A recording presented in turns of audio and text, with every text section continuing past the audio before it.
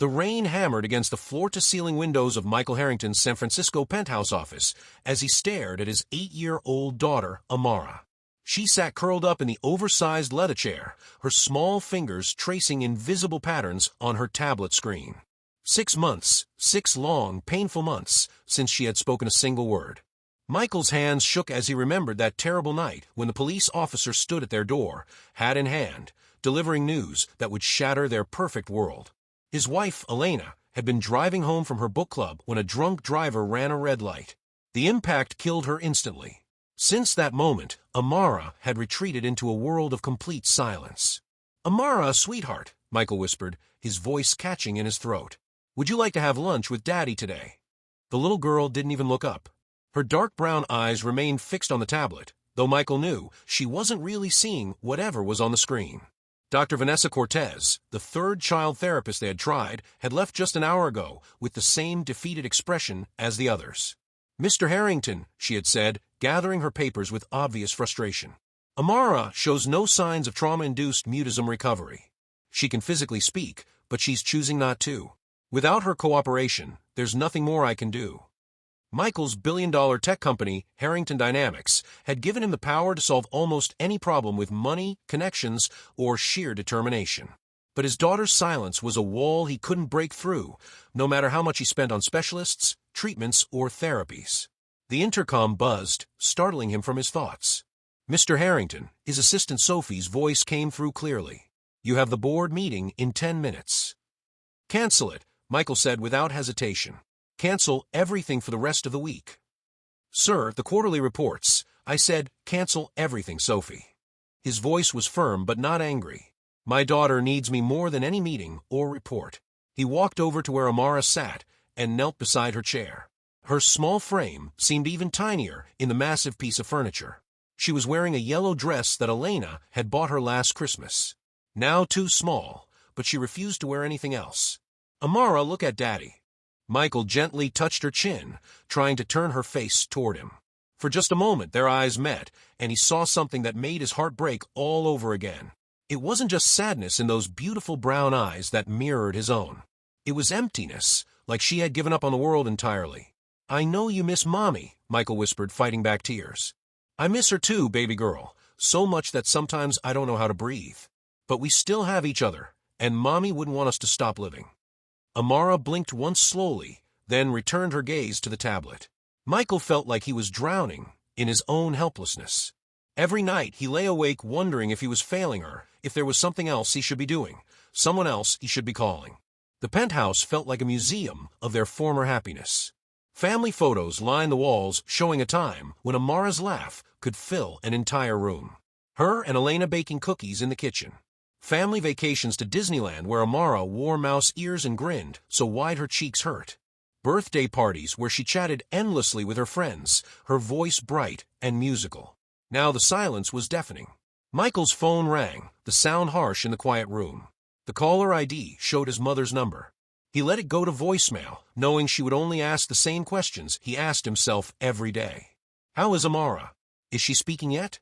Have you found a better doctor?" The rain continued its steady drumming against the windows, and Michael made a decision that would change everything. He couldn't keep hiding in this tower of grief and guilt. Amara needed to be around people, even if she wouldn't talk to them. She needed to remember that there was a world outside these walls, a world that could still hold small moments of joy. "Amara," he said, standing up and brushing imaginary dust from his expensive suit. "We're going out." The little girl's fingers paused on the tablet screen for just a second, the first sign of acknowledgement she had shown all day. "There's a little cafe I noticed on Market Street," Michael continued, trying to keep his voice light and cheerful. "They have the biggest chocolate chip cookies I've ever seen. Bigger than your head, I bet." Amara slowly closed the tablet and slipped off the chair. She moved like a small ghost, silent and careful, as if making too much noise might shatter something precious. Michael helped her into her small coat, his heart aching as he remembered how she used to chatter constantly while getting dressed. She would tell him about her dreams, ask a million questions about everything from why the sky was blue to what clouds tasted like. Now she simply stood still and let him zip up her jacket without a single word. As they stepped into the elevator, Michael caught their reflection in the polished steel doors.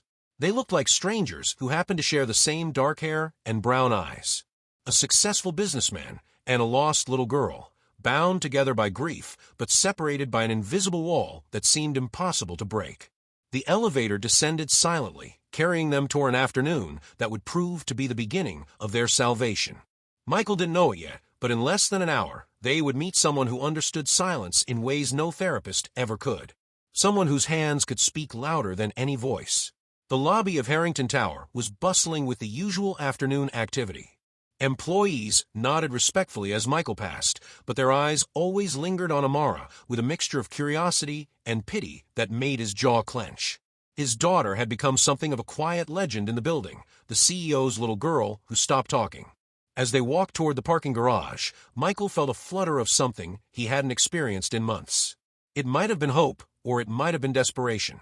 Either way, it was better than the numbness that had consumed him since Elena's death. Ready for an adventure, princess?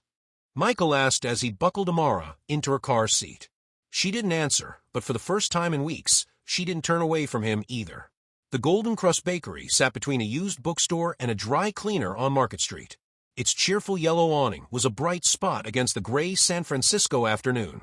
Michael had driven past it dozens of times, but never really noticed it until today. Something about its warm, welcoming appearance made him pull over and park his black Tesla in front. "This looks nice, doesn't it, Amara?" Michael said, unbuckling her from the car seat. She surveyed the small cafe with those serious brown eyes, but gave no response. A small bell chimed as they entered, and Michael was immediately struck by the cozy atmosphere. The walls were painted a soft cream color and decorated with local artwork. Round wooden tables were scattered throughout the space, each topped with a small vase containing a single sunflower. The air smelled like vanilla, cinnamon, and fresh bread. Behind the glass display case, rows of pastries, cookies, and cakes created a rainbow of tempting colors. Michael counted at least 6 different types of muffins, each one looking more delicious than the last. This was exactly the kind of place Elena would have loved, he thought with a pang of sadness. "Welcome to the Golden Crust," said a young woman approaching from behind the counter. "I'm Layla Mensa, and this is my bakery." Michael looked up to see a beautiful African-American woman in her mid-20s wearing a flour-dusted apron over dark jeans and a white t-shirt. Her hair was pulled back in a neat bun, and she had the kind of genuine smile that seemed to light up her entire face. "Hello," Michael replied. "I'm Michael Harrington, and this is my daughter, Amara." Layla looked down at Amara with kind eyes and waved. "Hi there, Amara. Aren't you pretty in that yellow dress?" Amara moved closer to Michael's leg and wrapped her small arms around it, hiding her face.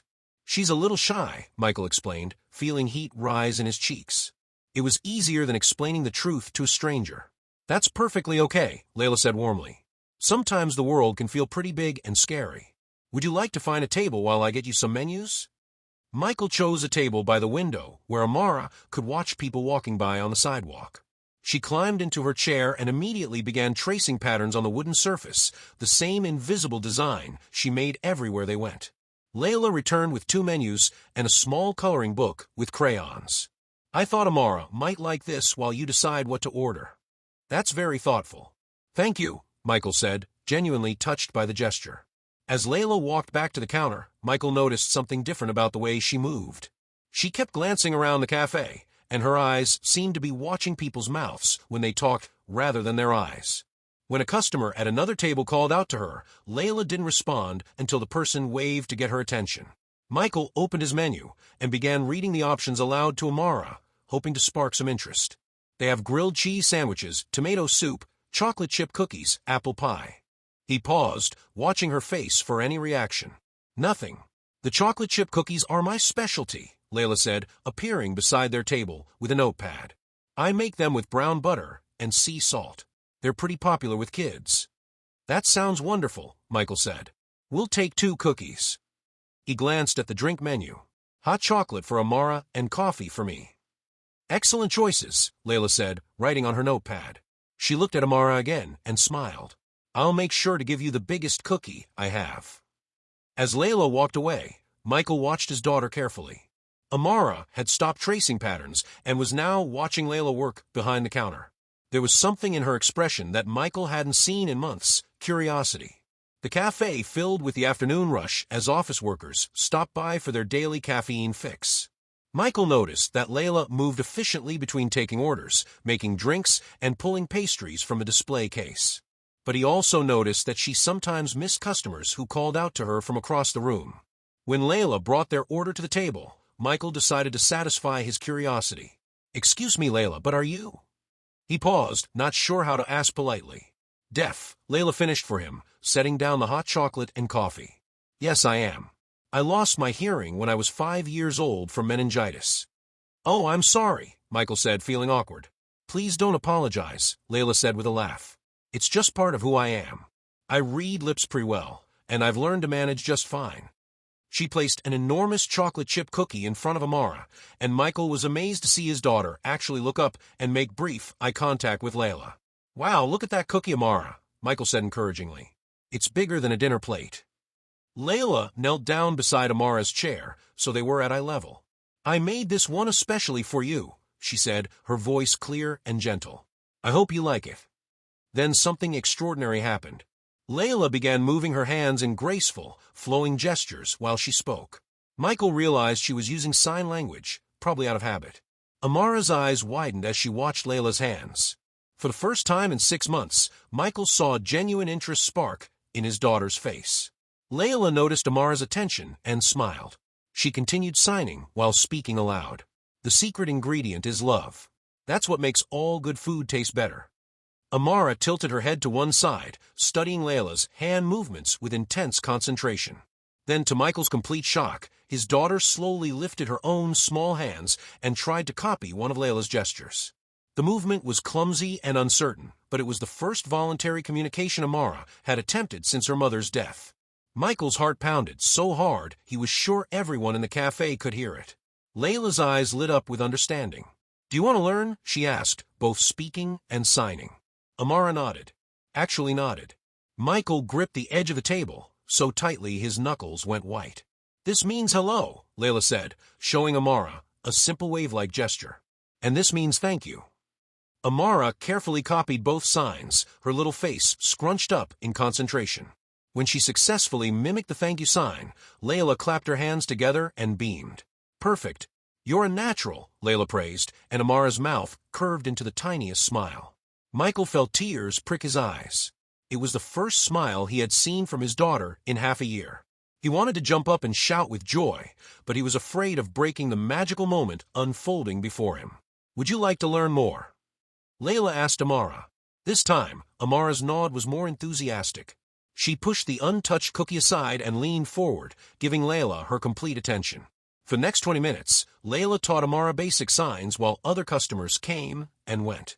Michael sat in amazed silence, watching his little girl engage with another person for the first time in months. She learned signs for please, more, happy, and cookie. When they were finally ready to leave, Amara surprised everyone by signing thank you to Layla without being prompted. "You're very welcome, sweetheart," Layla signed back before speaking aloud to Michael. "She's incredibly bright. Children often learn sign language faster than adults." "I can't thank you enough," Michael said, his voice thick with emotion. "She hasn't communicated with anyone since her mother died 6 months ago." Layla's expression softened with understanding. "I'm so sorry for your loss. Grief can make us feel like we're trapped in a world where no one understands us." As they prepared to leave, Amara tugged on Michael's sleeve and pointed to Layla, then made a gesture with her hands. "What is it, sweetheart?" Michael asked. Amara pointed to herself, then to Layla, then made a questioning gesture with her hands raised. Layla understood immediately. She's asking if she can come back and learn more. Michael looked at his daughter's hopeful face and felt something shift in his chest. "Would you like that, Amara? To come back tomorrow?" Amara nodded eagerly, and then did something that made Michael's breath catch in his throat. She walked over to Layla and hugged her legs just the way she used to hug Elena. Layla gently patted Amara's back and looked up at Michael with tears in her eyes. "We'll be here every day at the same time. I'd love to teach her more." As they walked back to the car, Michael noticed that Amara's steps seemed lighter. She wasn't dragging her feet or walking like every movement was an effort. She clutched the paper bag containing her uneaten cookie and looked back at the bakery several times. "Did you have fun, princess?" Michael asked as he buckled Amara into her car seat. Amara looked directly at him and signed, "Thank you," the gesture Layla had taught her. It wasn't a spoken word, but it was communication. It was hope. As Michael drove home, he felt something he hadn't experienced since Elena's death. For the first time in 6 months, he was genuinely excited about tomorrow. Michael woke up the next morning to find Amara sitting at the kitchen table, practicing the hand gestures Layla had taught her the day before. She was signing hello and thank you over and over, her small face serious with concentration. "Good morning, sweetheart," Michael said, pouring himself a cup of coffee. "Are you ready to go see Layla today?" Amara looked up at him and nodded enthusiastically, then signed please, a gesture she must have remembered from their lesson. Michael's heart swelled. It was such a small thing, but it felt like a miracle. During the drive to the Golden Crust Bakery, he found himself actually humming along to the radio for the first time in months. The yellow awning came into view, and Michael could see Amara bouncing slightly in her car seat with excitement. When they entered the bakery, Layla waved from behind the counter and signed hello to Amara. Amara immediately signed back, her face breaking into a smile that reached her eyes. "Look who remembered," Layla said, coming around the counter to greet them. "You practiced, didn't you?" Amara nodded and showed Layla all the signs she had been working on that morning. Each gesture was more confident than the day before. "I'm impressed," Layla said to Michael. "Most people need much more repetition to remember signs this clearly." They took the same table by the window. This time, Amara didn't hide behind Michael's leg. She sat up straight in her chair, watching Layla's every move with bright, attentive eyes. "Today, I thought we could learn some signs that might be useful for you," Layla said, settling into the chair across from Amara. "How about we start with family signs?" Layla showed Amara the signs for mother, father, family, and love. When she demonstrated the sign for mother, Amara's expression grew serious, and she carefully copied the gesture. "This is how we sign I love you," Layla said, showing the combination of pointing to herself, crossing her arms over her heart, and pointing to Amara. Amara practiced the sequence several times, then looked at Michael and signed the entire phrase, "I love you." Michael felt his throat close up with emotion. "I love you too, princess," he managed to say, then looked at Layla questioningly. "Like this," Layla said, demonstrating the response. Michael copied the signs, feeling clumsy compared to Layla's fluid movements. But Amara clapped her hands together when he completed the phrase. "This is amazing," Michael said to Layla. "I've never seen her so engaged with anything." Sign language can be incredibly freeing, Layla explained, especially for children who feel like they can't express themselves in traditional ways. There's something beautiful about communicating with your whole body, not just your voice. Over the next hour, Layla taught them signs for emotions, foods, and everyday activities. Amara was like a sponge, absorbing everything and asking for more through gestures and expressions. "Daddy," Amara said suddenly, her voice barely above a whisper. Both Michael and Layla froze. It was the first word Amara had spoken aloud in 6 months. "Yes, sweetheart," Michael said carefully, not wanting to make too big a deal of it and risk scaring her back into silence. "I want to learn more," Amara said quietly, her voice rusty from disuse. Michael's eyes filled with tears, and he looked at Layla, who was beaming. "We can learn as much as you want," Layla said gently. "Would you like to come back every day?" "Yes, please," Amara said, then signed please as well. "I think we can arrange that," Michael said, his voice thick with gratitude.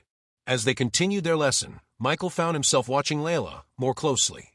She moved with a natural grace, her hands flowing through signs like she was conducting music only she could hear. When she laughed at something Amara did, her whole face lit up with genuine joy. "Can I ask you something personal?" Michael said during a quiet moment while Amara was practicing. "Of course," Layla replied. "How did you learn to be so patient, so good with children?" Layla smiled. "I have 3 younger brothers. When I lost my hearing, my whole family learned sign language so I wouldn't feel left out.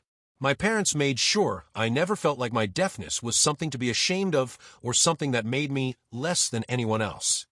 "That's wonderful," Michael said. "Not all families would be so supportive." "I was lucky," Layla agreed. "But I also learned that communication isn't just about words. Sometimes the most important conversations happen without any sound at all." She looked at Amara, who was concentrating intensely on a new sign. "Your daughter understands that instinctively. She's been communicating with you all along, just not in ways most people recognize." Michael thought about all the small gestures Amara had been making over the past months. The way she'd take his hand when she needed comfort. How she'd bring him her favorite book even though she wouldn't ask him to read it aloud. The way she'd curl up next to him on the couch when he was particularly sad. "You're right," Michael said. "I just didn't know how to listen." "Now you're learning," Layla said warmly. When it was time to leave, Amara ran to Layla and hugged her again. This time she looked up at Layla's face and signed, "Thank you and I love you." Layla signed back, "I love you too, little one." As they walked to the car, Amara chattered quietly to Michael, telling him about her favorite signs and which one she wanted to learn next. Her voice was soft and a little uncertain, like she was testing whether it was safe to use it again. But it was the most beautiful sound Michael had ever heard. "Layla is nice," Amara said as Michael buckled her into her car seat. "Yes, she is," Michael agreed. "Very nice. Can we come back tomorrow?" "Every day if you want to." Amara smiled and practiced signing hello all the way home. That evening, Michael called his mother for the first time in weeks. "Michael," she exclaimed when she heard his voice. "How are you? How is Amara?" "Mom," Michael said, unable to keep the excitement out of his voice. "She's talking again." The silence on the other end of the line stretched for several seconds before his mother whispered, "What did you say?" "She's talking, and she's learning sign language.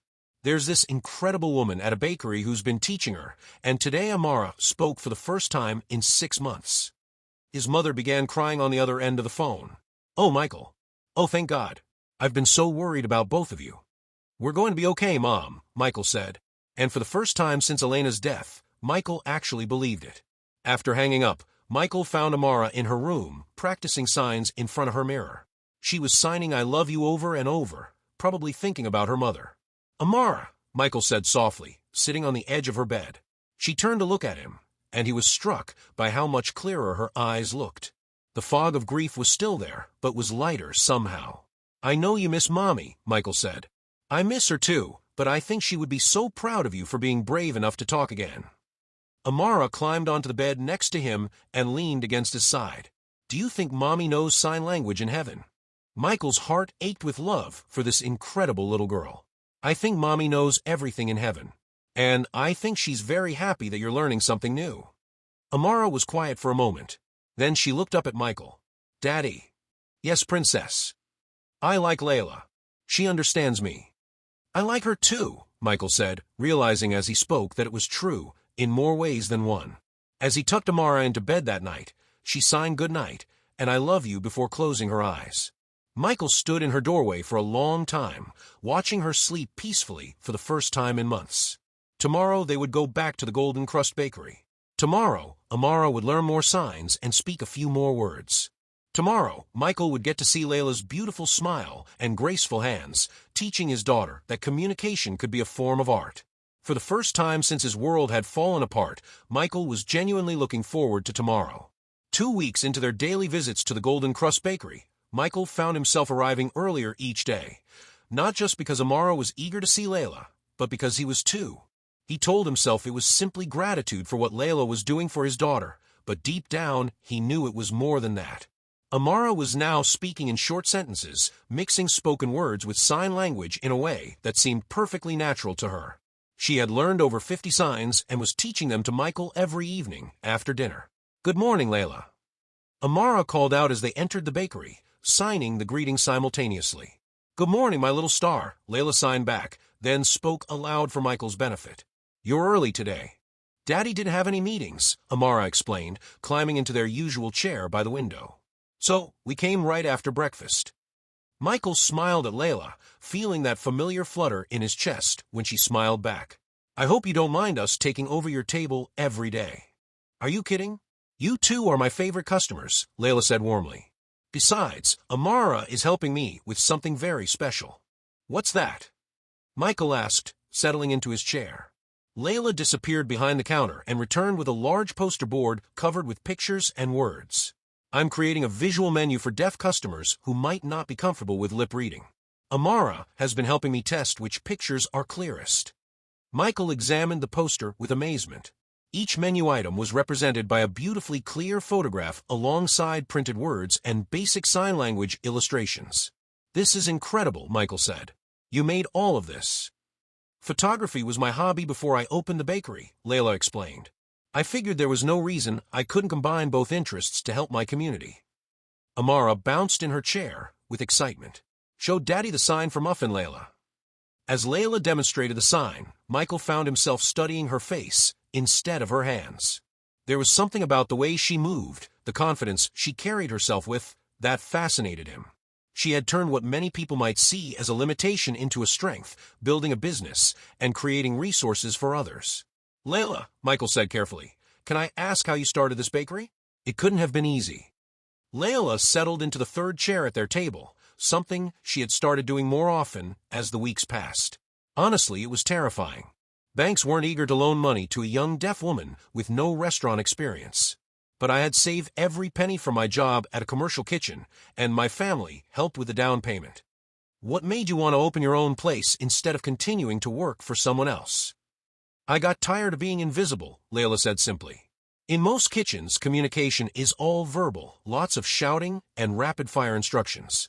I was constantly asking people to repeat themselves or missing important information. I knew I was good at baking, but I felt like I was always playing catch-up. She gestured around the cozy cafe. "Here, I can create an environment that works for me and hopefully for other people who sometimes feel like they don't quite fit in elsewhere." Michael was struck by her matter-of-fact tone. There was no self-pity or bitterness, just a quiet determination that he found incredibly attractive. "You've built something amazing here," Michael said sincerely. "Thank you," Layla replied, then turned to Amara. "Ready for today's lesson, little star?" "Yes, I want to learn food signs today," Amara announced. Layla began teaching Amara signs for various foods, starting with fruits and vegetables. Michael watched his daughter's face light up with each new sign, marveling at how much she had changed in just 2 weeks. "Daddy, try this one," Amara said, demonstrating the sign for apple. Michael copied the motion, and Layla gently corrected his hand position. The brief contact sent a warm sensation up his arm. "Like this," Layla said, her fingers guiding his into the proper shape. "The sign comes from the idea of biting into an apple right here." She touched her cheek lightly. "I see," Michael said, very aware of how close Layla was sitting to him. "That makes sense." Their eyes met for a moment, and Michael felt that flutter again, stronger this time. Layla seemed to feel it too, because she blushed slightly and moved back to her original position. "Can we learn chocolate cake?" Amara asked, oblivious to the moment that had passed between the adults. "Of course," Layla said, her voice a little breathier than usual. "This is one of my favorite signs because it's so fun to do."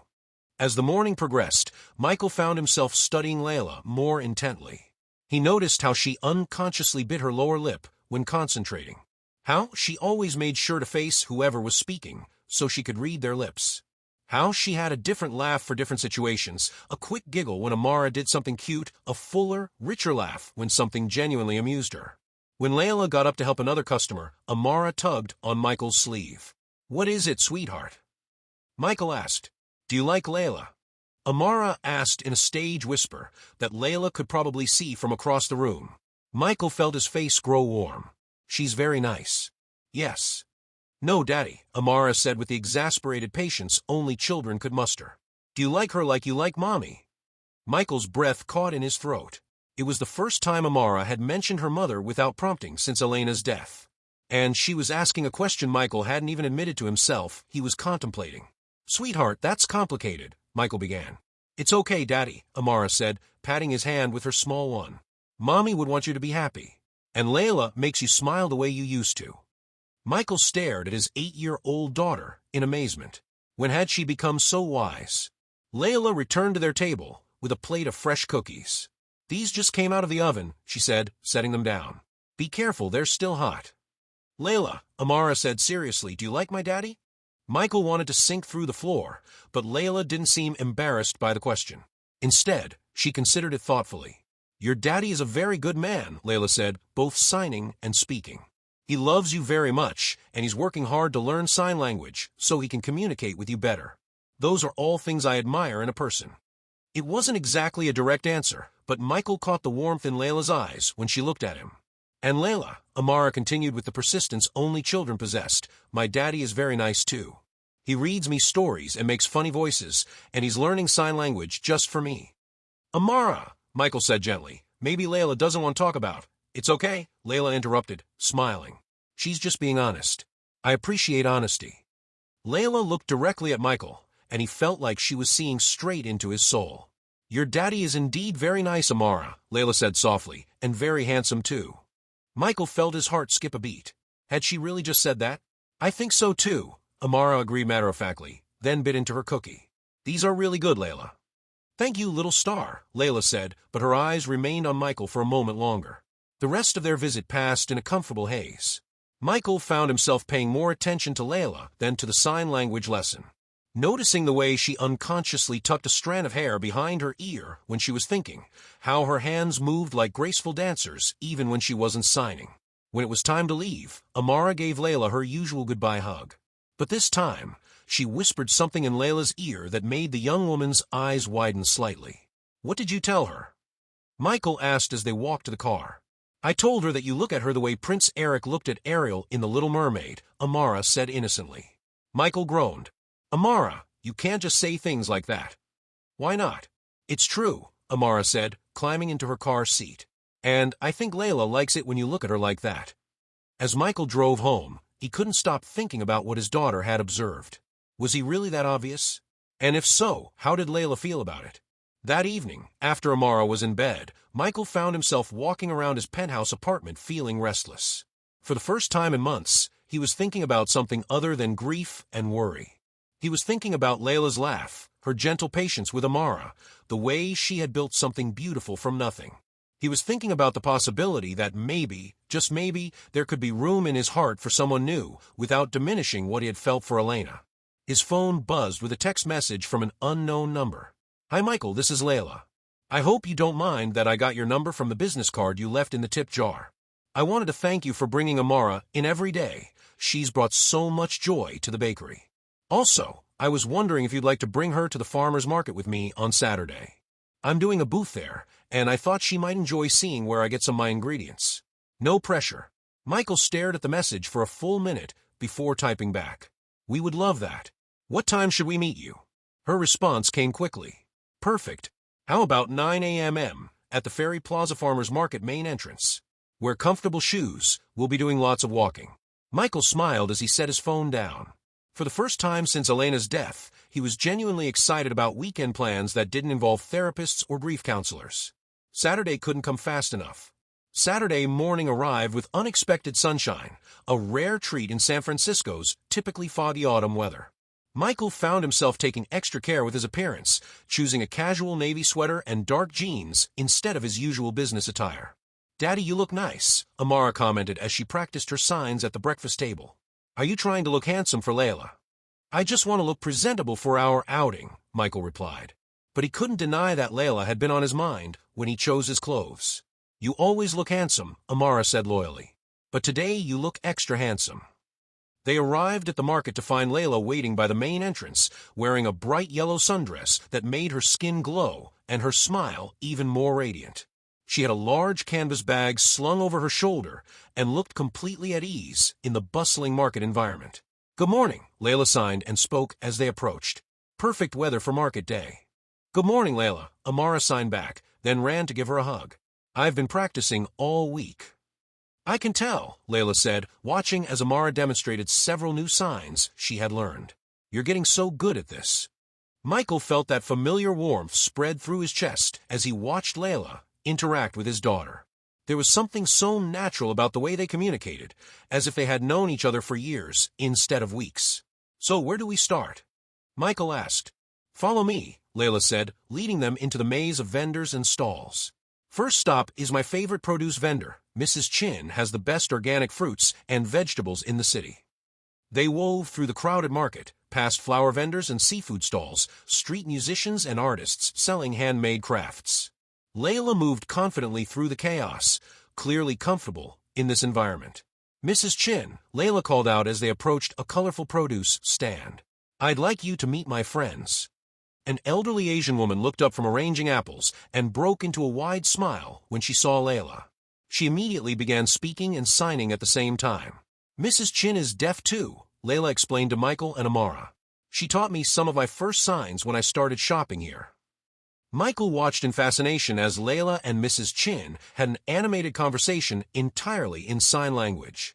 Their hands moved so quickly and fluidly it looked like an intricate dance.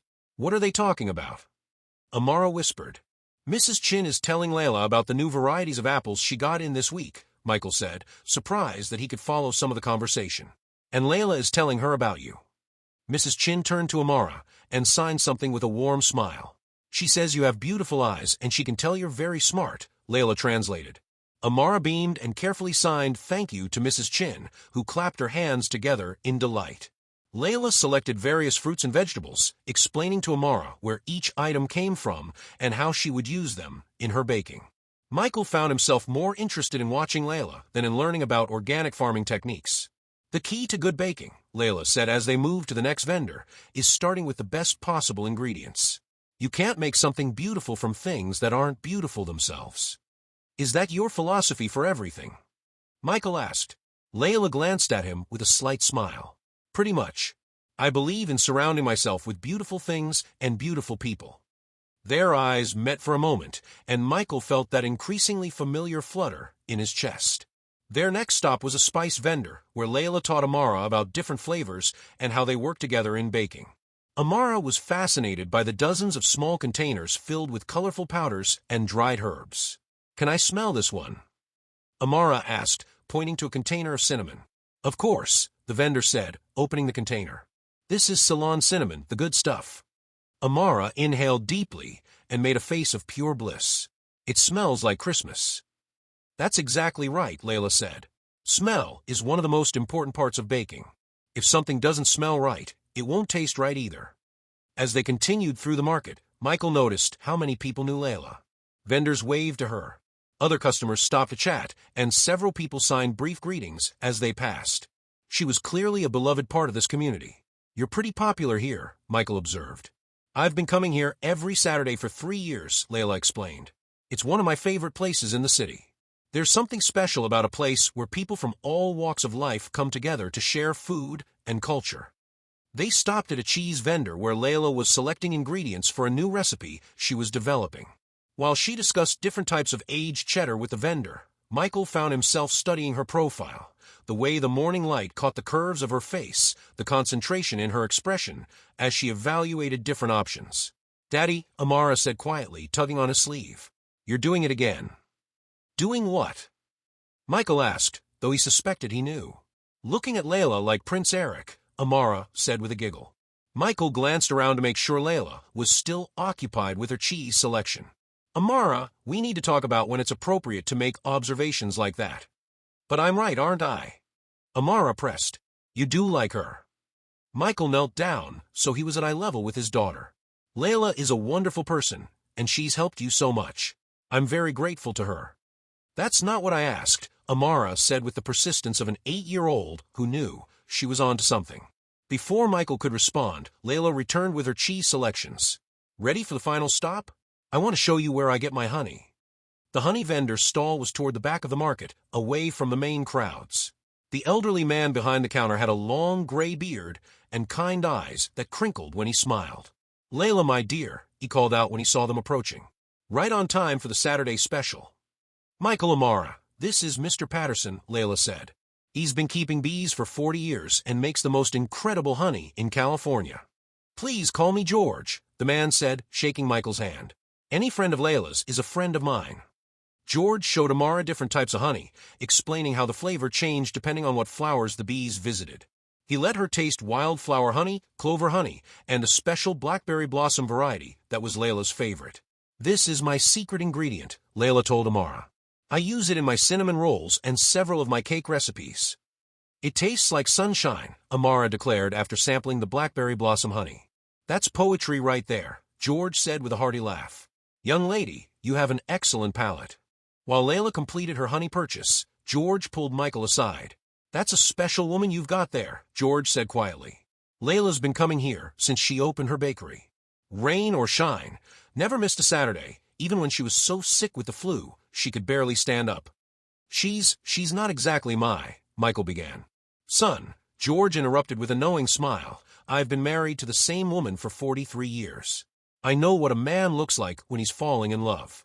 The question is, what are you going to do about it? Michael glanced over at Layla, who was teaching Amara the sign for honey while they waited. I don't know, he admitted. It's complicated. The best things in life usually are, George said. but that doesn't mean they're not worth pursuing. As they prepared to leave the market, Layla suggested they stop at a small cafe for lunch. The outdoor seating area overlooked the bay, and the autumn sun made everything look golden and perfect. "This has been wonderful," Michael said as they settled at a table with their sandwiches. "Thank you for including us in your Saturday routine." "Thank you for coming," Layla replied. "It's nice to share this place with people who appreciate it." Amara was busy practicing the new signs she had learned throughout the morning, creating little stories that combined food signs with the emotions and family signs she already knew. "Look, Daddy," Amara said, signing as she spoke. "Layla gives me honey happiness." "Honey happiness," Michael repeated. "You know the warm, sweet feeling you get when you taste Mr. George's honey?" Amara explained. "That's how Layla makes me feel." Michael looked at Layla, who was watching Amara with such genuine affection that it made his heart ache. "Layla gives me honey happiness, too," Michael found himself saying. Layla's eyes widened slightly, and a beautiful blush crept across her cheeks. "I'm glad," she said softly, "because both of you give me honey happiness as well." As they sat there in the sunshine, sharing lunch and watching boats sail across the bay, Michael realized that something fundamental had shifted. For the first time since Elena's death, he could imagine a future that included more than just grief and getting by. He could imagine a future that included Layla. The following Monday, Michael found himself arriving at the Golden Crust Bakery earlier than usual. Amara was still asleep in the car seat, exhausted from a play date with her cousin the day before, so Michael carried her inside and settled her in their usual chair. "You're here early," Layla said, looking up from behind the counter where she was arranging fresh pastries. "Everything okay?" "Amara wore herself out yesterday," Michael explained, adjusting his sleeping daughter's position so she was more comfortable. "But she made me promise we wouldn't miss our lesson." Layla smiled softly. "She's dedicated. I'll give her that." The bakery was quiet in the early morning hour before the regular rush. Only one other customer sat in the corner reading a newspaper with his coffee. The atmosphere felt intimate and peaceful. "Can I get you some coffee while we wait for Sleeping Beauty to wake up?" Layla asked. "That would be great. Thank you." Layla prepared his usual order and brought it to the table, then surprised Michael by sitting down across from him with her own cup of tea. "Do you mind if I ask you something personal?" Layla said, her fingers wrapped around the warm mug. "Of course," Michael replied, curious about what she wanted to know. "What was your wife like?" The question caught Michael off guard, but not in an unpleasant way. Most people avoided mentioning Elena entirely, as if pretending she never existed would somehow be less painful. Elena was... Michael paused, searching for the right words. She was sunshine. She could walk into a room and immediately make everyone feel welcome and loved.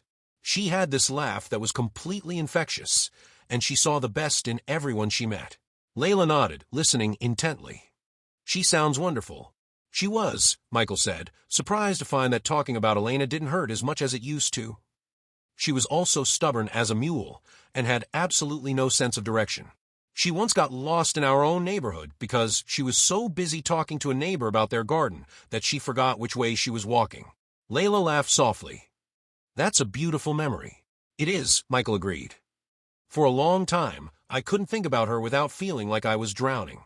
But lately, the memories feel different. Still sad, but also grateful, I guess. Grateful that I got to love someone like that, even if it wasn't forever." "What changed?"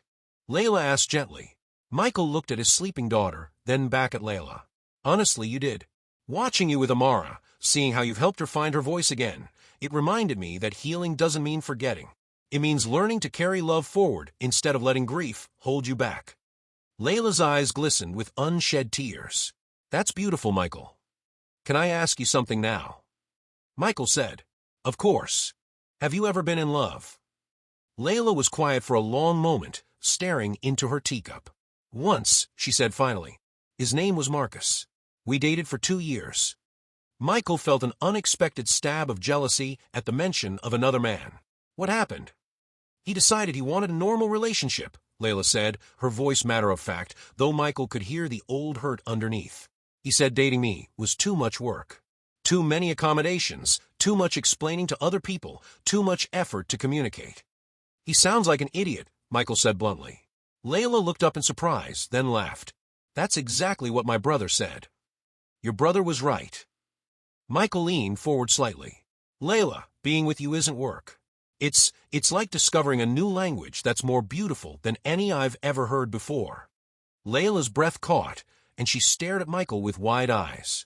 Layla, I know this might be too soon, Michael continued, his heart pounding. I know we haven't known each other very long, and I know I come with a lot of complications, but I need you to know that spending time with you doesn't feel like work or accommodation or effort.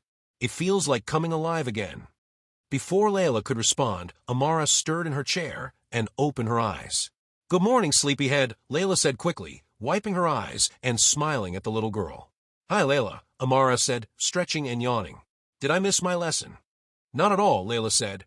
We were just waiting for you. As Layla began giving Amara a sign language lesson, Michael could feel the weight of the conversation they'd just had hanging between them. He had put his feelings out there, and now he had to wait to see how she would respond. The lesson proceeded normally, with Amara learning signs related to weather and seasons. But Michael noticed that Layla kept glancing at him when she thought he wasn't looking. And there was something different in her expression, something softer and more open than before. When their regular time was up and other customers began to fill the cafe, Michael and Amara prepared to leave. Same time tomorrow? Layla asked as she always did. Absolutely, Michael replied. As they reached the door, Layla called out, Michael. He turned back to look at her. Thank you, she said, signing the words as well as speaking them. For everything you said this morning. Michael smiled. Thank you for listening. That evening, after Amara was in bed, Michael found himself pacing his apartment again. He had opened his heart to Layla, told her how he felt, and now he was second-guessing every word. His phone buzzed with a text message. I can't stop thinking about our conversation this morning. Would you like to have coffee together? Just the two of us. I have some things I'd like to say too. Layla Michael stared at the message for about 30 seconds before typing back. I'd love that. When and where? Tomorrow evening after I close the bakery? We could walk around Crissy Field if the weather's nice. Perfect. Should I pick you up at the bakery? That would be wonderful. See you at 6 p.m. Michael set his phone down and realized he was grinning like a teenager with his first crush. For the first time in a year, he was nervous about a date. Because that's what this was, wasn't it? A date. The next day passed in a blur of anticipation. During their usual morning visit to the bakery, Layla seemed more relaxed and natural than she had in days.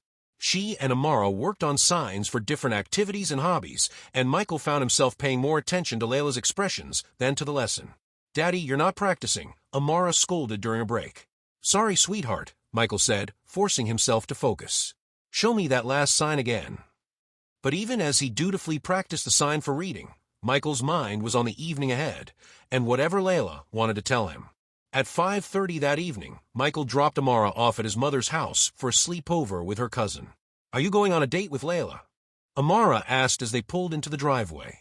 We're just going for a walk and having coffee, Michael said, which was technically true. That's a date, Daddy, Amara said with 8-year-old certainty. I hope she says yes to whatever you're going to ask her. I'm not going to ask her anything specific, Michael protested. Uh-huh, Amara said skeptically. Just remember to tell her she's pretty. Girls like that. Michael's mother came out to meet them, and after getting Amara settled, she pulled Michael aside. You look nervous, she observed. I'm fine, Mom. You're going to see Layla, aren't you? Michael sighed. Does everyone know my business? When you're glowing like a Christmas tree, it's not hard to figure out, his mother said with a smile.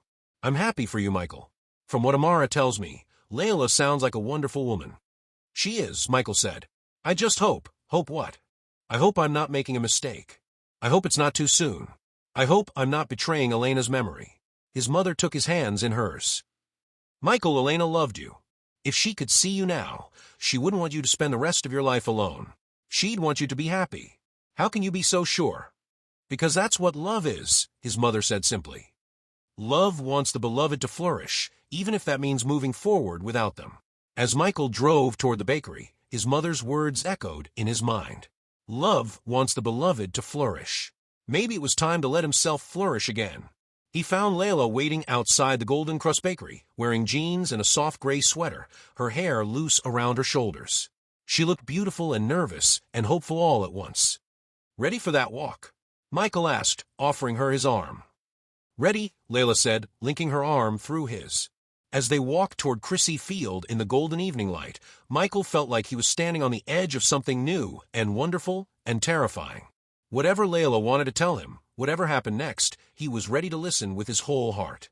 Crissy Field was peaceful in the early evening, with joggers and dog walkers sharing the path that followed the shoreline. Michael and Layla found a quiet bench overlooking the water, the Golden Gate Bridge glowing in the distance. For a few minutes, they sat in comfortable silence, watching sailboats drift across the bay. "Thank you for meeting me," Layla said finally, turning to face Michael on the bench. "Thank you for asking," Michael replied. "I've been thinking about our conversation yesterday all day." Layla took a deep breath, as if gathering courage. "I need to tell you something about myself, about why Marcus really left." Michael felt his stomach tighten. "You don't have to." "Yes, I do," Layla interrupted gently. If this is going somewhere, you need to know the whole truth." She looked out over the water, her hands clasped tightly in her lap. "Marcus didn't just leave because dating me was too much work. He left because I couldn't give him something he wanted." Michael waited, sensing that this was difficult for her to share. "I can't have children," Layla said quietly. "I found out when I was 23. It's a genetic condition related to the same illness that took my hearing. Marcus said he wanted a family, and I couldn't give him that." Michael felt a wave of anger toward a man he'd never met. "Layla, I'm so sorry, both for the diagnosis and for how he handled it." "I've made peace with it mostly," Layla continued. "But I wanted you to know before we go any further. I know you have Amara, and she's wonderful. But if you want more children someday, Layla," Michael said, reaching for her hands, "look at me." She turned to meet his eyes, and he could see the vulnerability and fear there. "First of all," Michael said firmly, "what Marcus did was cruel and selfish. You deserve someone who loves all of you, not someone who reduces you to what you can or can't do for them." Layla's eyes filled with tears, but she didn't look away. "Second," Michael continued, "I have never wanted anything more than I want you to be part of our family. Amara adores you, and you've given her something I couldn't. You've helped her find her voice again. You've helped me find mine, too." "Michael," Layla whispered. "I love you," Michael said, the words coming easier than he'd expected. "I love your strength and your kindness, and the way you make Amara laugh. I love how you've built something beautiful with your hands and your heart. I love the way you move through the world with such grace and confidence." Tears were flowing freely down Layla's cheeks now. "I love you too," she said. "I've been trying not to, telling myself it was too complicated, too soon, too risky. But I can't help it. I love you and I love Amara, and I can't imagine my life without both of you in it." Michael reached up to wipe the tears from her cheeks, then leaned forward and kissed her softly. It was a gentle kiss, full of promise and hope, and the kind of tenderness that comes from two people who have both known loss and are choosing to love again anyway. When they broke apart, Layla was smiling through her tears. "So what happens now?" she asked. "Now we figure it out together," Michael said. "All three of us." They walked hand in hand along the shore as the sun dipped lower, talking about their hopes and fears, their dreams for the future. Michael told Layla about his work and his goals for the company. Layla shared her dreams of expanding the bakery and creating more resources for the deaf community. "I've been thinking about something," Michael said as they neared the end of the trail. "You mentioned yesterday that it was hard to get financing for the bakery." "It was," Layla confirmed, "but I managed eventually." "What if you didn't have to worry about financing anymore? What if you could expand exactly the way you wanted to without limitations?" Layla stopped walking and looked at him suspiciously. "Michael, what are you thinking?"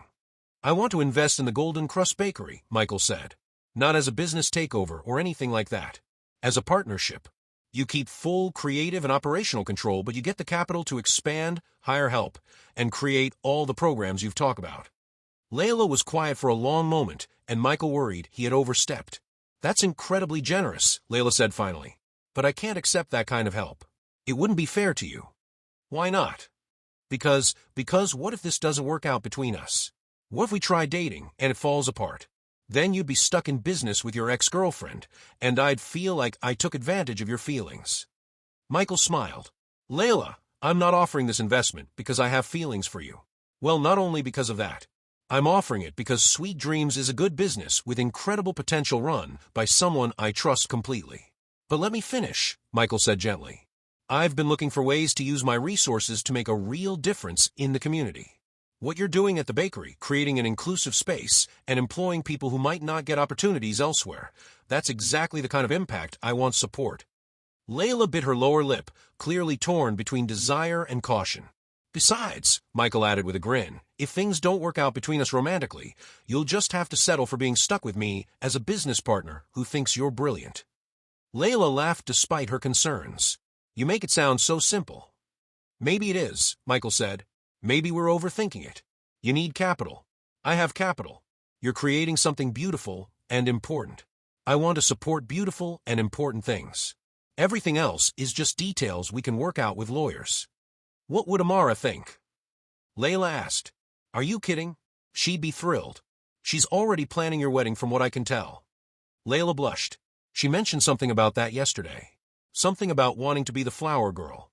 See, she's way ahead of us. They had reached Michael's car, but neither seemed ready for the evening to end.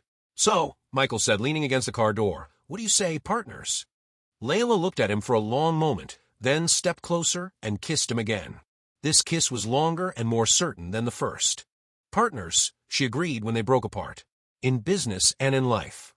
In business and in life, Michael repeated, pulling her close. As they drove back toward the bakery, Layla's hand in his, Michael felt a sense of rightness he hadn't experienced in over a year. This wasn't about replacing what he'd had with Rebecca. It was about building something new and different and equally precious. There's one more thing, Layla said as they pulled up in front of Sweet Dreams. What's that? I want to meet your mother, Layla said. And I want to introduce you to my family. If we're doing this, I want to do it right. Michael's heart swelled with love for this incredible woman who approached everything in her life with such thoughtfulness and integrity. I'd love to meet your family, Michael said. And my mother is going to adore you. How can you be so sure? Because, Michael said, bringing her hand to his lips and kissing her knuckles gently, you've given me back my smile. Any mother would love the woman who made her son happy again. As Layla walked toward the bakery entrance, she turned back to wave goodnight. Michael sat in his car for a few extra minutes, watching her unlock the door and disappear inside, hardly believing his good fortune. Tomorrow they would tell Amara about their new relationship. Tomorrow they would start planning the expansion of Sweet Dreams Bakery. Tomorrow they would begin building their future together. But tonight, for the first time since Rebecca's death, Michael went to sleep feeling like the luckiest man in the world. Michael woke up early Saturday morning with butterflies in his stomach. Today was the day he and Layla would officially tell Amara about their relationship. And despite his daughter's obvious enthusiasm for Layla, he was nervous about how she would react to the news that their friendship was becoming something more. He picked Amara up from his mother's house, where she had spent the night with her cousin Emma. Did you have a good time with Layla last night? Amara asked as soon as she got in the car, her perceptive brown eyes studying his face. We had a very nice walk around Green Lake, Michael said carefully. And? Amara prompted. And what, Daddy? Michael said with exaggerated patience. You're glowing like a light bulb. What happened? Michael couldn't help but laugh. You're very observant. You know that. I get it from Mommy, Amara said matter-of-factly. She always said she could read people's faces like books. So what happened? Well, Michael said, pulling into the parking spot in front of Sweet Dreams Bakery, Layla and I discovered that we have feelings for each other. Romantic feelings. Amara was quiet for a moment, processing this information. Does that mean you're boyfriend and girlfriend now? It means we're going to try dating and see how it goes, Michael explained. But I wanted to make sure you're okay with that first. Amara unbuckled her seatbelt and turned to face him fully. Daddy, can I ask you something serious? Of course, sweetheart. Do you still love Mommy? The question caught Michael off guard, but he could see that Amara genuinely needed to know the answer. I will always love Mommy, Michael said honestly. She was my first love, and she gave me the most precious gift in the world. You. That love doesn't go away just because someone dies. But you love Layla too. Yes, I do. In a different way, but just as real. Amara nodded thoughtfully. Mrs. Patterson at school told us that people's hearts can hold lots of love at the same time. She said, love isn't like a pie where you run out of pieces. It's more like a song that can have many different beautiful parts.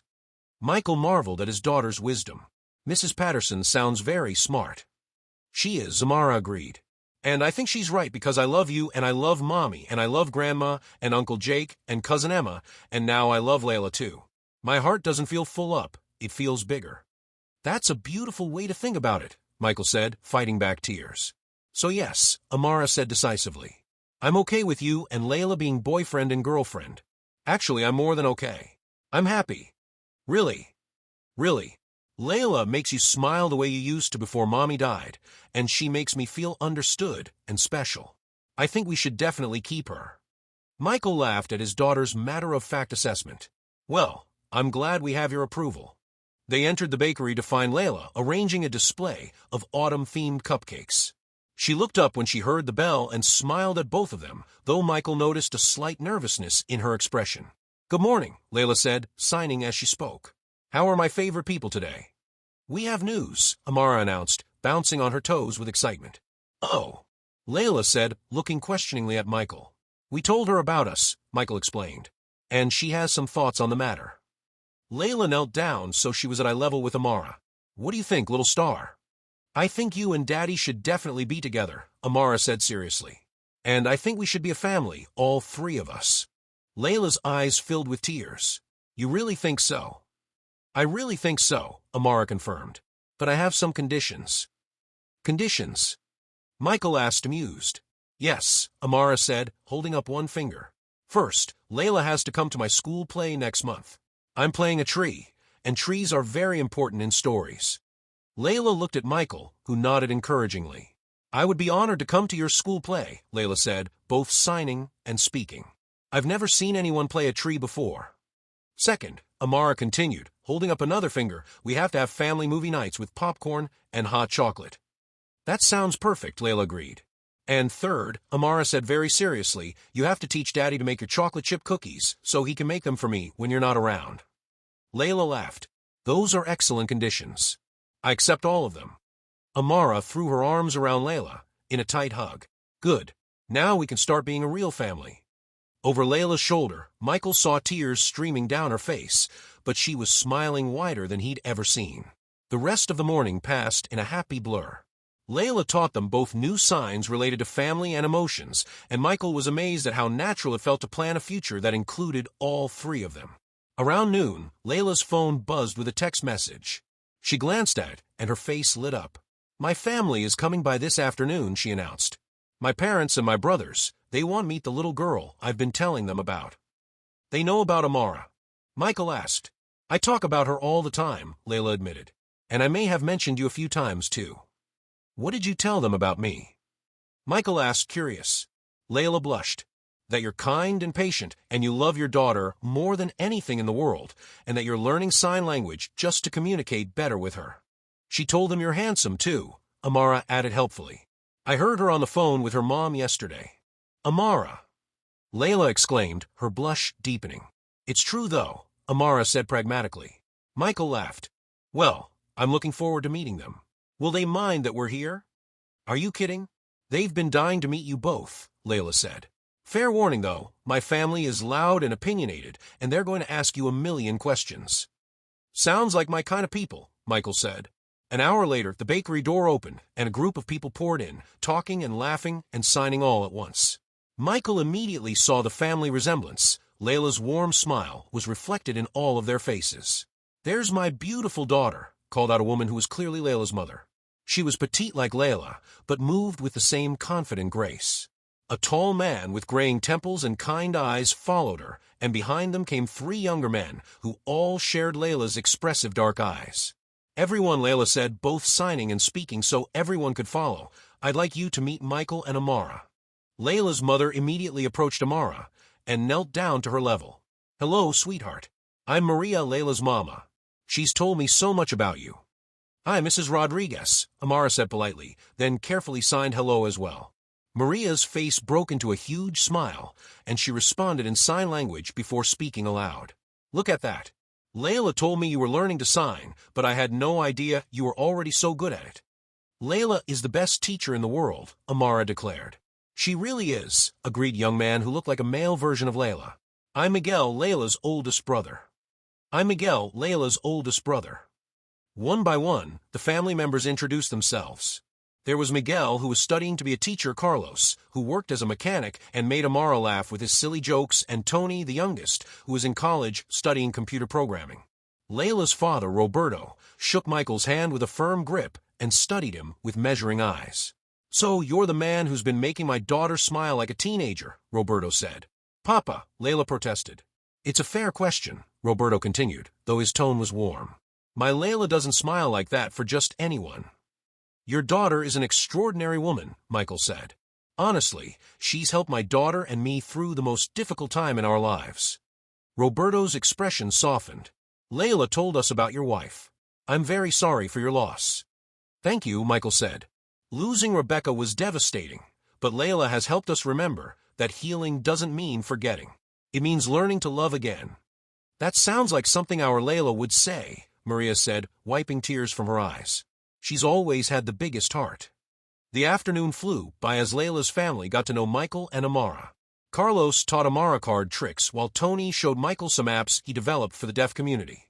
Miguel and Layla's parents peppered Michael with questions about his work and his intentions toward their daughter. But it was all done with such warmth and humor that Michael never felt uncomfortable. I like your family, Amara whispered to Layla during a quiet moment. I like them too, Layla whispered back. And I think they really like you and your daddy. As the family prepared to leave, Maria pulled Michael aside. I want to thank you, she said quietly. For what? For seeing Layla for who she really is, Maria explained. Too many people focus on what she can't do instead of celebrating all the amazing things she can do. You look at her like she's precious, and that means everything to a mother. She is precious, Michael said simply. I feel incredibly lucky that she chose to let us into her life. Take care of her, Maria said, patting his arm. And let her take care of you, too. She needs to feel needed. After the family left, the three of them sat at their usual table, exhausted but happy. Well, Layla said, that went better than I expected. Your family is wonderful, Michael said. I can see where you get your warmth and strength from. They really like you both, Layla said. Miguel texted me while Papa was talking to you. He said, and I quote, keep this one. He's good people. High praise from the protective big brother, Michael observed. The highest, Layla confirmed. As they prepared to leave for the day, Amara surprised them both by taking each of their hands. I have something to say, she announced. They waited as she gathered her thoughts. Before Mommy died, we were a family of 3, Amara said slowly. Then it was just me and Daddy, and we were still a family, but it felt broken, like we were missing a piece. She looked up at Layla with serious eyes. But now we're 3 again, and it doesn't feel broken anymore. It feels different from before, but it feels complete. Layla knelt down and pulled Amara into a tight hug. Thank you for letting me be part of your family, little star. Thank you for wanting to be part of it, Amara replied. As Michael watched his daughter and the woman he loved embrace, he felt a sense of peace settle over him. They were building something new and beautiful from the ashes of tragedy, and it was going to be extraordinary. 6 months had passed since that first afternoon at Sweet Dreams Bakery, and the expansion was finally ready for its grand opening. Michael stood in the larger space, marveling at what Layla had created with the investment he'd provided. The new cafe was twice the size of the original, with an open kitchen concept that allowed customers to watch the baking process. Layla had installed visual alert systems for deaf employees and customers, created a children's corner where Amara often did her homework, and established a small classroom space for sign language lessons. Nervous? Michael asked Layla as she made final adjustments to the grand opening banner.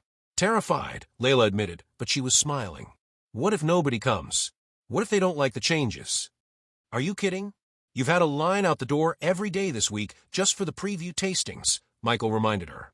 Besides, half of Seattle is coming today. The mayor is cutting the ribbon, remember? It was true. The grand opening had generated significant media attention, partly because of Michael's involvement, but mostly because of the innovative, inclusive design Layla had created. Amara ran over to them wearing a small apron that matched Layla's. The reporters want to interview me, she announced excitedly. What are you going to tell them? Layla asked, kneeling down to Amara's level. That this is the most special place in the world because it's where families are made, Amara said seriously. Michael felt his heart clench with love for this wise little girl who had grown so much over the past months. She was now fully bilingual in English and ASL, confident and happy in a way he'd feared he might never see again. That's perfect, sweetheart, Michael said. But remember what we talked about. No answering personal questions about you and Layla. Amara recited dutifully, leave that to the grown-ups. Exactly. As the morning progressed, Michael found himself watching Layla work the room with natural grace. She moved seamlessly between English and ASL, making sure every customer felt welcome and included. Several deaf customers had already told him how meaningful it was to have a place where they didn't have to ask for accommodations, they were already built in. Around noon, during a brief lull in the crowds, Michael caught Layla's hand and pulled her aside. "I need to tell you something," he said. "Right now." "We're in the middle of the grand opening," Layla protested, but she was smiling. "It can't wait," Michael said, his heart pounding. "Actually, it's been waiting 6 months, and I can't wait any longer." Layla's expression grew curious and slightly concerned. "Michael, what's wrong?" "Nothing's wrong," Michael said, reaching into his pocket. "Everything is perfect. That's the problem." He pulled out a small velvet box and dropped to one knee right there in the middle of the busy cafe. The entire room seemed to freeze. Conversation stopped. Cameras started flashing. And Michael heard Amara gasp with excitement somewhere behind him. "Layla Rodriguez," Michael said, opening the box to reveal a simple but elegant diamond ring. "You save my daughter's voice, and you save my heart. You've built something beautiful here, but what we've built together is even more beautiful." Layla's hands flew to her mouth, tears streaming down her face. "I love you," Michael continued, both speaking and signing the words he'd been practicing for weeks. "I love your strength and your kindness, and the way you make everything around you better just by being yourself. I love how you love my daughter like she's your own, and I love the family we've created together." He took a shaky breath and asked the question that would change everything. "Will you marry me?" For a moment, Layla was so overcome with emotion that she couldn't speak or sign. She just stared at Michael through her tears, her whole body trembling. "Yes," she finally whispered, then said it louder. "Yes, of course. Yes." The cafe erupted in cheers and applause as Michael slipped the ring onto Layla's finger and stood to kiss her. Amara came running over and threw her arms around both of them. "I knew it," Amara exclaimed. "I've been ready to be a flower girl for months." "Well, it's a good thing," Layla said, pulling Amara into their embrace. "Because I can't imagine getting married without my little star throwing petals." The rest of the grand opening passed in a blur of congratulations, interviews, and celebration. The story of the proposal spread through social media within hours, with videos and photos from dozens of different angles showing Michael's nervous speech and Layla's joyful acceptance. That evening, after the last customer had left and the cafe was cleaned up, the three of them sat at their original table by the window, sharing a quiet dinner. "So," Layla said, admiring her ring in the soft light, "I guess we should start planning a wedding." "I have lots of ideas," Amara announced. "First, it has to be in a garden because flowers are romantic. Second, there should be a cake that's bigger than me. And third, everyone has to learn at least one sign so they can say congratulations properly." "Those are excellent requirements," Michael said. "Seriously, what else?" "You have to wear a pretty dress, Layla, but not too fancy because you need to be able to sign in it. And Daddy has to promise not to cry, even though he totally will." "I make no such promises," Michael said, reaching for Layla's hand across the table. "I've been crying happy tears for months now." "Happy tears are okay," Amara decided, "just not sad tears." "Deal," Michael agreed. As they sat there planning their future, Michael marveled at how much their lives had changed since that first desperate afternoon when he brought his silent daughter to a small cafe, hoping for any sign of connection. Layla had given them both so much more than communication skills. She'd given them hope, healing, and a love that was strong enough to honor the past while embracing the future. "There's one more thing," Layla said suddenly. "What's that?" Michael asked. "I want to adopt Amara," Layla said, looking directly at his daughter. "Officially, if that's okay with both of you." Amara's face broke into the biggest smile Michael had ever seen. "Really? You want to be my mom? Like legally and everything?" "I would be honored to be your mom in every way possible," Layla said, tears in her eyes again. "Yes, yes, yes." Amara shouted, jumping up from her chair to hug Layla. "This is the best day ever." Michael watched his two favorite people embrace and felt his heart swell with so much happiness he thought it might burst. They had started as strangers brought together by circumstance and grief, but they had chosen to become a family bound by love and commitment and hope. "So," Michael said when they finally broke apart, "Mrs. Rodriguez-to-be, what do you think about a spring wedding?" "I think," Layla said, pulling both him and Amara into another group hug, "that spring is the perfect time for new beginnings." Outside the cafe windows, the Seattle evening was gray and drizzly as always. But inside their little circle of love, everything was sunshine and possibility. 1 year later, Michael stood at the altar of the Volunteer Park Conservatory, surrounded by tropical plants and spring flowers, watching his bride walk down the aisle. Layla looked radiant in a simple ivory dress that allowed her to move her arms freely for signing, her hair adorned with small white flowers that Amara had insisted upon. Amara walked in front of Layla, carefully scattering rose petals and beaming with pride. True to her predictions, she made the perfect flower girl, wearing a pale yellow dress that matched the daffodils blooming throughout the conservatory. The ceremony was conducted in both spoken English and ASL, with Layla's brother Miguel serving as an interpreter for the deaf guests. Michael had spent months learning the vows in sign language, determined to speak Layla's first language when he promised to love her forever. "Do you, Michael Whitmore," the officiant said, "take Layla Rodriguez to be your wife, to love and cherish in sickness and in health, for richer or poorer, as long as you both shall live?"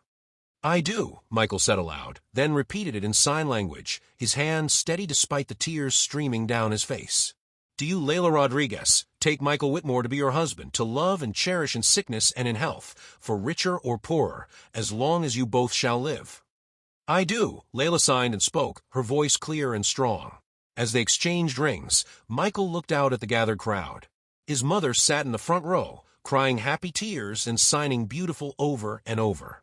Layla's entire family was there, along with what seemed like half of Seattle's deaf community and most of their regular cafe customers. But the person Michael kept looking at was Amara, who stood beside Layla as the maid of honor, practically vibrating with excitement. "By the power vested in me by the state of Washington," the officiant announced, "I now pronounce you husband and wife. You may kiss the bride." Michael cupped Layla's face in his hands and kissed her gently, then more passionately as the crowd erupted in cheers, applause, and excited signing. When they broke apart, Layla looked at Amara and signed, ready to make it official, little star. Amara nodded eagerly, and the officiant smiled. "We have one more ceremony to perform today. Amara Whitmore, do you choose Layla Rodriguez Whitmore to be your mother, to love and honor and trust as long as you both shall live?" "I do," Amara exclaimed, then signed it as well. "I choose Layla to be my mom forever and ever." "And Layla Rodriguez Whitmore, do you choose Amara Whitmore to be your daughter, to love and protect and guide as long as you both shall live?" "I do," Layla said, kneeling down to hug Amara. "I choose you to be my daughter, my little star, for all of time." The adoption ceremony was brief but deeply meaningful, witnessed by the same crowd that had just celebrated the wedding. When it was over, Amara threw herself into Layla's arms. "Now we're a real family," Amara announced to everyone present. "We've been a real family for a long time," Layla said, standing up with Amara still in her arms. "Now, we just have the paperwork to prove it." The reception was held in the expanded Sweet Dreams Café, which Layla had closed for the day and decorated with more flowers than Michael had ever seen in one place. Tables filled both the old and new sections, creating intimate spaces for conversation in multiple languages. During dinner, Michael stood to give a toast, speaking and signing at the same time. 2 years ago," he began, "I thought my world had ended. I thought I'd lost everything that mattered, and I didn't know how to help my daughter find her way back to happiness." He looked at Layla, radiant in her wedding dress, then at Amara, sitting between them with a huge smile. "I was wrong," Michael continued. "I hadn't lost everything. I just lost my way." And then we walked into a small bakery on Pine Street, and a beautiful woman with magical hands showed us that communication isn't just about words. It's about love, patience, and the willingness to learn new ways of connecting. He raised his glass. "Layla, you didn't just teach Amara to sign. You taught both of us to hope again. You showed us that families can be built in many different ways, and that love is the only language that really matters." The crowd raised their glasses, and Michael could see happy tears all around the room. "To Layla," he concluded, "the woman who saved our voices and our hearts. Thank you for choosing us." "To Layla," the crowd echoed before everyone drank. Later, as the evening wound down and guests began to leave, Michael found a quiet moment with his new wife on the small balcony overlooking Pine Street. "Any regrets?" he asked, pulling her close. "Only one," Layla said softly. "What's that?" "I wish Rebecca could have been here. I would have liked to thank her for raising such an incredible daughter and for loving you in a way that taught you how to love again." Michael felt tears prick his eyes.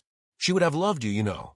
She would have loved how you love Amara, and she would have been grateful that you helped us find our way back to happiness." "You really think so?" "I know so," Michael said, kissing the top of her head. Because love wants the beloved to flourish, and we're definitely flourishing. They stood together in comfortable silence, watching the late evening bustle of Seattle below them. From inside the cafe, they could hear Amara regaling the remaining guests with stories about her new family and her plans for the future. "What are you thinking about?" Layla asked. "Everything," Michael said. "The past, the present, the future. How sometimes the most beautiful things grow from the most difficult soil." "That's very poetic for a tech CEO," Layla teased. "You've made me poetic," Michael said. "Among other things. Happy, hopeful, grateful, complete." Michael turned her to face him. "Ready to start our married life, Mrs. Rodriguez Whitmore?" "Ready," Layla said, standing on her tiptoes to kiss him. "Though I have a feeling our married life will be just as chaotic and wonderful as our courtship." "I wouldn't have it any other way," Michael said. As they prepared to leave for their honeymoon, a family trip to Spain, where Amara would meet Layla's extended family and practice her Spanish, Michael looked back at the cafe one last time.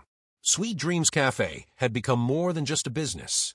It was a symbol of possibility, a place where people came not only for excellent coffee and pastries, but for connection and community. Layla had built exactly what she'd envisioned, a space where everyone was welcome, where communication happened in many forms, and where love was always the most important ingredient. "Ready to go home?" Layla asked, linking her arm through his. "I am home," Michael said, looking at his wife, and hearing Amara's laughter drift from inside the cafe. "Wherever you two are, that's home." As they drove through the familiar streets of Seattle toward their house, Michael reflected on the journey that had brought them here. A desperate father trying to reach his traumatized daughter, a chance encounter with a woman who understood that silence could speak, and a love story that healed 3 broken hearts. Tomorrow, they would start their new life as an officially married family. Amara would continue to grow up bilingual in English and ASL, confident, loved, and secure. Layla would keep expanding her cafe and her community programs, touching more lives with her warmth and inclusiveness. And Michael would wake up every morning grateful for the second chance at love he never expected. But tonight, he simply felt complete. They had taken 3 separate stories of loss and healing and woven them into something stronger and more beautiful than any of them could have created alone.